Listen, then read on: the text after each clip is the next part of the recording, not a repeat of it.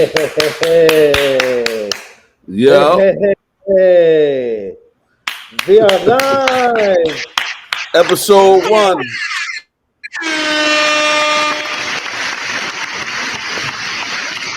What's up, people? We are live. We're live. Live. We are live. This is Never Thirsty, a new experiment in podcasting and broadcasting. I'm Stu Stone, aka Jitty Bambino. With me, we've got Neff, aka Neffy Neff, aka NVRThirsty. That was so bad. NVRThirsty. You'll be apologizing for that for a long time. All the way from Belarus or wherever he is. Yeah. Today, somewhere on the planet Earth. The always bizarre, sick producer though, WireFang. WireFang. Dunk fam. So anyway, Never Thirsty, for people who don't know what that is. Just stay hydrated. Don't be thirsty in life. It's sort of like a metaphor you should live by. Like, don't be, if you don't stay hydrated, you get desperate for water and you become thirsty, and it's like a big tell. You don't want to do that. So, me personally, if people who know me well, like the way that Neff does and the way that WireFang does, they know I carry beverages with me wherever I go. I don't go somewhere without having an emergency drink if I ever need a drink, because I am never thirsty. And that's not just like, that's a fact. That is a way of life. That's not me trying to be cute. Like, people who know me will attest for this. I'm known for carrying beverages. In the United States, it would be peach Snapple iced teas. In Canada, you might see me with a vitamin water, but there's always some sort of drink. And I can't go, even when I go to parties, Neff, if I'm invited to a dinner party, I bring my own drink. And it's weird. I've been yelled at. That is weird.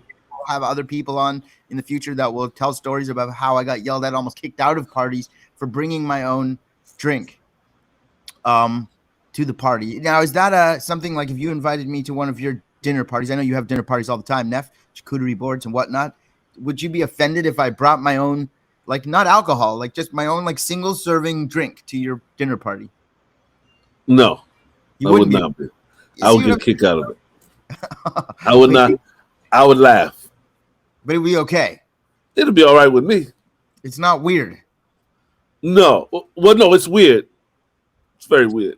Is you it go to weird? somebody's house. If Because your mother, serving if like your listen, 2-liter bottles that's flat on ice. If I came to your house, first of all, my shit is crispy. And if I came to your house to eat dinner and I brought a bottle of Coke, and your mother would probably look at me like, yo. But I'm not bringing a bottle of Coke, okay? Mine is like a very unique I'm not coming with a carbonated drink. I'm coming with a drink that is to my liking. I know they're not going to serve vitamin water at a dinner party, and chances are I'll bet $1 million. No. Oh, it's okay. We lose the Jitty. It's okay. What happened? He's in Toronto. Sometimes. Hello. I'm here. Hello. Can you hear me? It's okay. It's okay. It's okay. No, wait a minute. I'm saying, like, I don't carry like a big boy like this to the dinner party. This is an embarrassment. I don't typically go around with this. My mother, who buys, she wants to make sure her son is happy. She knows I love peach Snapple. She's at Costco. She wants to buy a 3-month supply of Snapple because we'll save money. I prefer it in a glass bottle. Okay, let's just get that out of the way. So I'm showing up to your dinner party. I'm not rolling up with the big boy. I'll drink a big boy, but I'm not bringing that to the dinner party. But the dinner party, I'll bring a nice classy glass bottle of Snapple with me, or vitamin water. And people just know, like, I go to their house, they're like, can I get you something to drink? And I'm like, no, I brought my own. Well, at my house, it would be funny. We would accept you any way you are, Stu. Well, WireFang has actually been to my place when he visited America, and he could tell you in my refrigerator, it's like a studio refrigerator, like not a studio apartment refrigerator, like a recording studio fridge is what my kitchen looked like. I have such a great drink selection at all times, and I have very good snack selection, lots of good frozen treats. So, you're never thirsty or hungry, but thirsty is very important. And I'm That's the glad key, we're getting brother. this all out of the way in the first 5 minutes of our first experiment. It's wonderful, brother. Yeah. So Snapple owes us something right now. Shout out to Snapple. I do love Snapple. I wish that they would go back to the glass bottle. I guess there's some sort of environmental reason why plastic is better. I don't know. Let me ask you a question. Talk to them about it, but Do drinks taste better out of glass or plastic?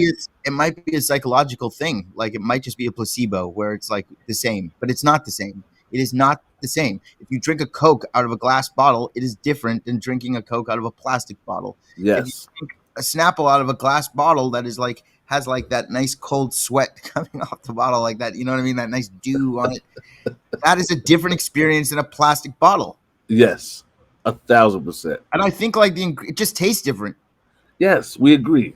Maybe it just is different. No, I don't know. The glass is colder than the plastic. That's why. I'm suspicious of the plastic bottle, and when they changed it, it really upset me. Yeah, it really upset me. I think so WireFang went to Germany. No. There you go. I'm here. I'm in the house. And the current events, Neffy Neff. What's happening today? Okay. How you feel about what Biden's doing over here? I know you are a Canadian prepper, but you see what's going on with the vaccines? I see what's going on with the vaccines. Do you see what's going on with the vaccines? Listen, I see what's going on with the vaccines. He's trying to make everybody take them. Yeah. Forcefully. Wow. Come on. Forcefully.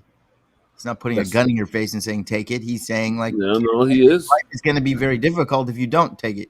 Right. That's a gun. A gun will make life difficult for you if you don't give up the goods. I don't know, man. It's like, it's just like, I'm vaccinated, okay? I got double vaxxed. But what if someone forced you to get vaccinated? Would you do it? Well, I mean, it's like I shouldn't have to be forced. It's like science tells me that, like, this is what I should do, and I'm the doctors are smarter than me, and I don't believe that there's a conspiracy, and I believe that we're trying to do our best to try to like fight off a pandemic that shut down the whole planet. And I don't want to get sick, and whatever's going to help me not get sick, and not get my family sick, I'll do. And you know what? If the side effects are I have a sore arm, or I grow, or I have a fever for a few days, side effects of COVID would be a lot different, perhaps. And I don't want to find out.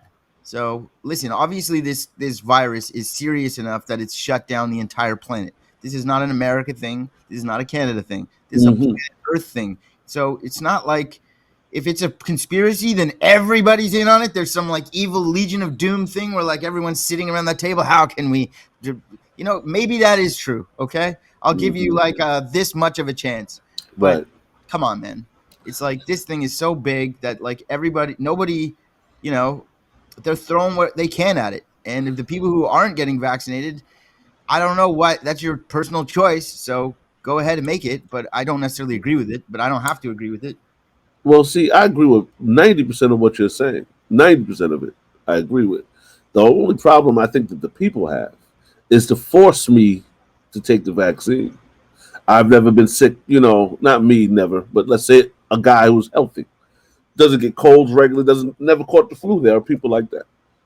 And they don't want to take no medicine that may or may not kill them. Now, when I say may or may not kill them, 6,000 people are reported dead from the vaccine, which is a drop in the bucket. Hold on, compared to the people that have it. But have more people died from the vaccine or died from COVID? Doesn't matter. How many people have gotten the vaccine? But here's the point. Here's the point I'm trying to make.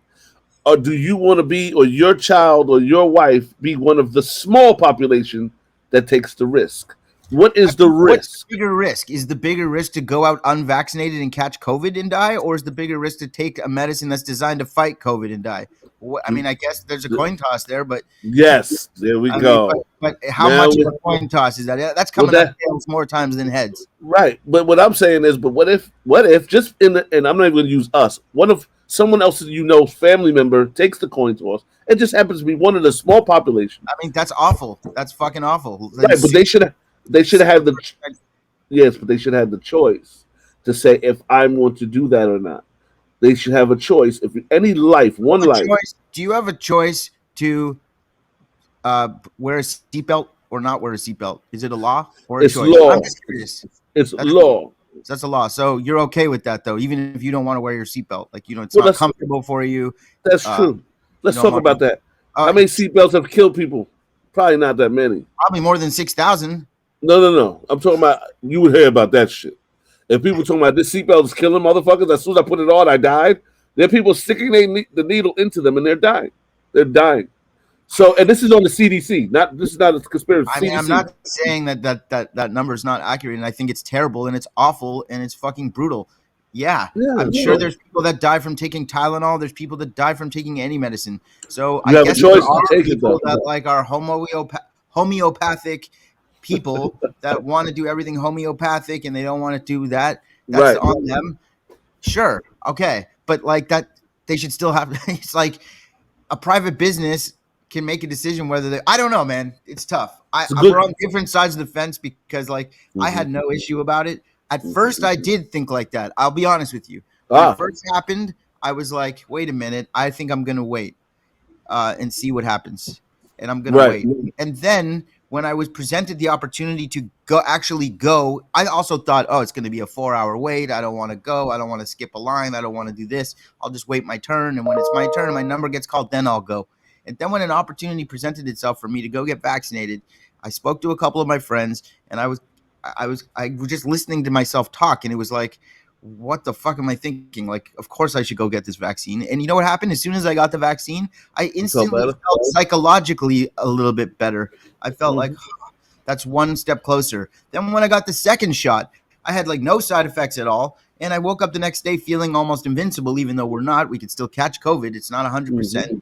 But I felt a lot safer. So it's like, even if you know what I'm saying? It's like, well, here's the thing. They're not doing it to hurt us. They're doing it to help us. And it's like some people just don't want to be helped. They can't be helped. So what are you going to do? Well, talking from someone who's vaccinated, me, right? Let's talk about that. So, because you was talking about that. So, yeah. Talking about someone who's unvaccinated? No, vaccinated. You're vaccinated? Yes. Now. Yeah, so let's talk trash now. Is that the big announcement? Listen, now the trash talking begins. Wait, so Biden stuck the gun in your face and you were like, okay, Joe, sleep, don't do it to me. Okay. I got vaccinated because I have to travel. I can't travel without the vaccination. Hold on. And I got some money on the line that has to be taken. That was worth the risk. But I did a thorough investigation of what the shots do, what the mRNA technology is. I got to see what it does exactly. That's how I know 6,000 people died. You're going to share the YouTube links that you used for those? Absolutely, I can share that. Do you want that? Boys, yeah. But what I'm saying is, I thoroughly searched, and I'm actually so happy to hear that you did. Listen, I knew you was gonna be happy, but I'm telling you, like behind the scenes of Never Thirsty listeners and viewers need to know that behind the scenes I've been giving you a hard time. Yes, you have. But what I'm saying to you is this: I still don't feel that someone should be forced to take a vaccine that may or may not kill them.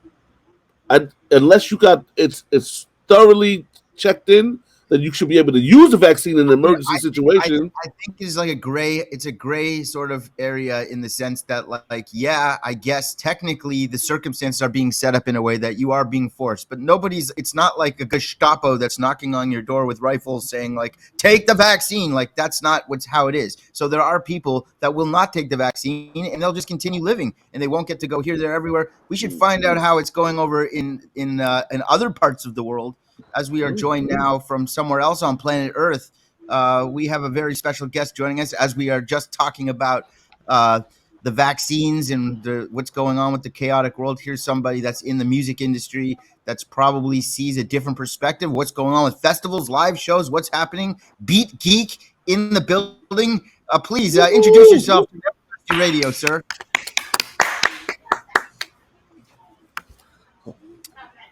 Is he there? Looks like we might have a connection issue. Yeah, can you hear me?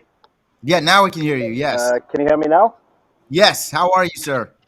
Oh, sorry. It's the African connection. I'm good. Thank you. How are you, sir? Very good. Very good. What part of the world are you in right now? I'm actually in Morocco. North Africa. And what are you doing there? I mean, long story short, I was in Spain and Sweden doing some research, and I accidentally came down here to visit my family, and then started doing research about music. There's so much culture stuff that we, part of the big world, have missed.